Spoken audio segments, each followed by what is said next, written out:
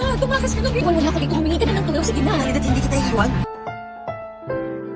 Ang susunod na programa ay rated PG.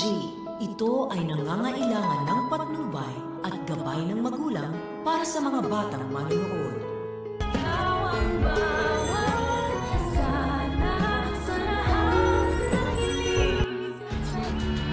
Magkaiba naman si Harry tsaka yung tatay niya eh. Sana lang talaga gawin ni Harry yung tama.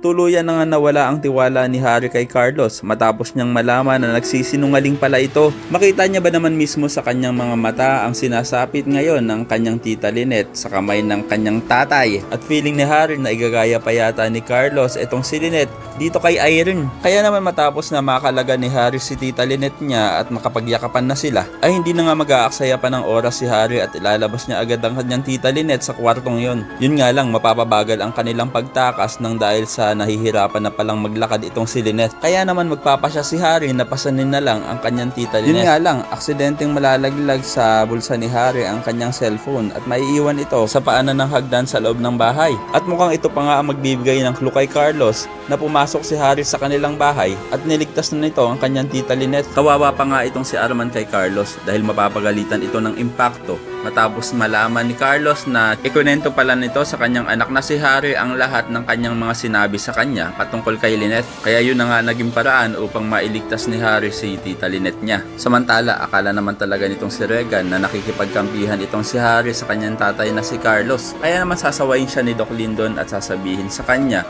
na give him the benefit of the doubt. Pagtatanggol pa ni Annalyn na magkaiba naman daw si Doc Carlos at si Harry. At sana nga daw ay ginawa ni Harry ang tama. Kaya naman kung isa ka rin sa mga umaasang sana talaga ay maihatid ng matiwasay ni Harry ang kanyang tita Lynette, ay pakilike ang video na ito and don't forget to subscribe. Thanks for watching and see you next time. Bye bye!